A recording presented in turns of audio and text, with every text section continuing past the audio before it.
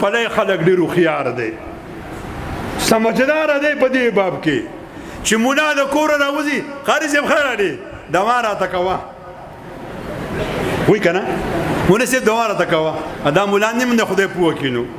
دیو دی خدای د اته واړه جنت ته که پلارانو مونږ به چېرته ځو چې اته واړه دوی له ورکوي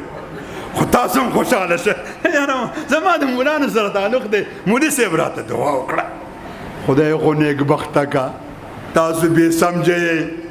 مولوي صاحب نه کور کې ښځې ډیمانډ کړی دی چې زما د ورور واده دی او ما له پیسې پکار دي جوړه پې والمه په 3000 روپۍ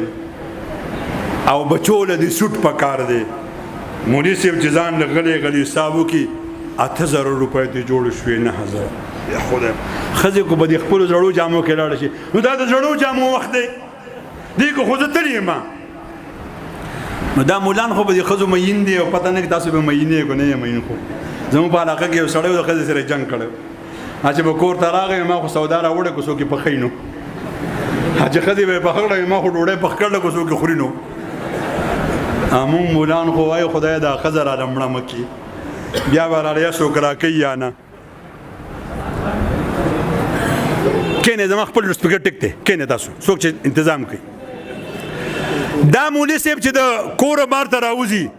دی خپه پریشانه راووت او ته ورله مخې ته رالې او ته ورته وایي مولوي صاحب ما ته دعا وکړه دوا به درته وکړي تاسو نه تپوس کوم پلی والا و چې دا مولوي صاحب د کوره خبر راوتی دی او ته ورته وایي ما ته دوا وکړه دا مولوي صاحب ورته زه خدای دې کامیاب کا چې لږه خواشې خدای دې په دې وچ خوړ دا وکړه خدای دې په سین دا وکړه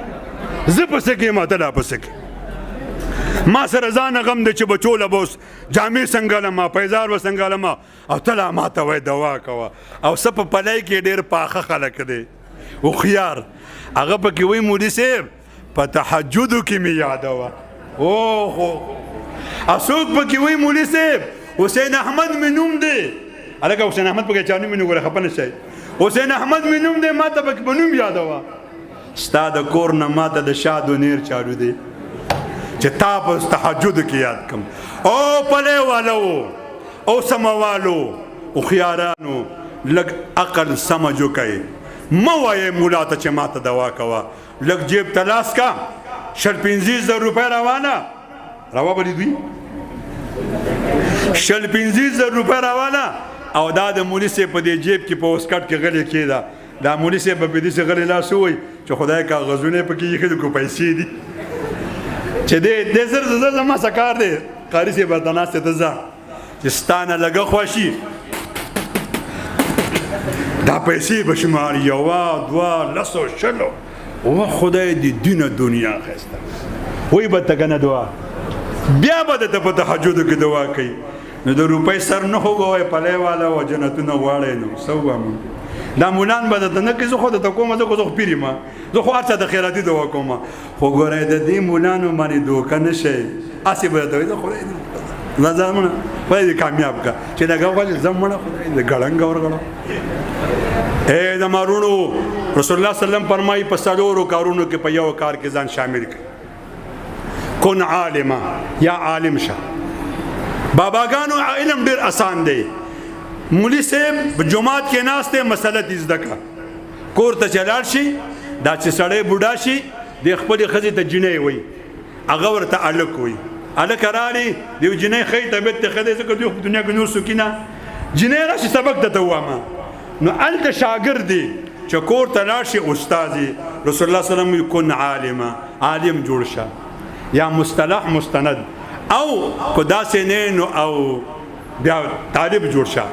متعلم جوړ شه کو داسې نه او خادمه یا خادم جوړ شه علامه ابن جریر رحمه الله دا واقع نقل کړل دا نقل کوم بیا خبره ختموم فرمایي چې مونږ په یو ځای کې سبق وي زمونږ سره پیسې خلاص شوي واپس راتلو نه هلته یو یهودي بابا و دکاندار و مونږ نه تپوس وکړو بچو ستاسو سبق خلاص نه دی تاسو ولې ځئ مونږ وایي زمونږ سره پیسې نشته وایي پیسې به زه درکوم سبق وایې مونږ دلته سبق وي چې کار خلاص شو مونږ راتلو بابا مونږ له پته راکړه چې مونږ تا له پیسې راولېږو نه بچو دا مې د کتاب والي د په وجه درکړي دي تاسو اهل کتاب زه اهل کتاب یم پیسې والے ځئ ماله پیسې مه رالیږئ دغه علامه ابن جریر صاحب فرمایي چې مونږ حج له لاړو دغه بابا مې ولیدو تپوس مې ته وکړو چې ستا نوم پلانې دی ته د پلانې ځای وي او دلته څنګه راغلی وایي زمونږ په علاقه کې په جومات کې طالبان ډېر وو او سبق یې وي ما ورسره تعاون وکړو هغوی راله پیسې رالیږلې ما ترې وانغستې چې هغوی لاړل د مسلمانانو پیغمبر مې په خوب کې ولید چې زمونږ کور ته راغلی و او ما ته یې وی تا زما د طالب علمانو سره مدد کړی دی زه د مسلمانانو پیغمبر تعالی ایمان بشارت له راغلی زمونږ په کور کې 9 زنانه نارینه ټولو دا خوب ولید سات چې راپاسېدو 9 واړه کسان مسلمانان شو او مونږ حج له راغلي یو او پلی والا و چې تاسو د طالب علمانو سره تعاون کوئ د علماو سره الله به تاسو ګناهونه نه معاف کوي نو یا ورسره خادمان جوړ شئ او که خادمان هم نشئ جوړېدی بیا ورسره او محبت سره کوئ علماو پسې کنځلې مه کوئ که علماو په پارټۍ کې نه یې خو کنځلې پسې مه کوئ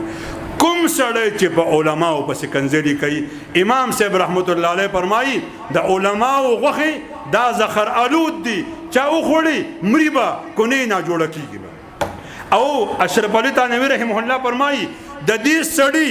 شکل په قبر کې وګوره تاسو چې له مخ قبلې ته واړوئ چې کوم سړی په علماو پسې کنځلې کوي فرشتو به له مخ بل طرف ته اړولي خدای دې موږ د دغې نحوست نه وساتي الله رب الجلال زموږ نه راضي شي الله رب الجلال ستاسو د دې بچو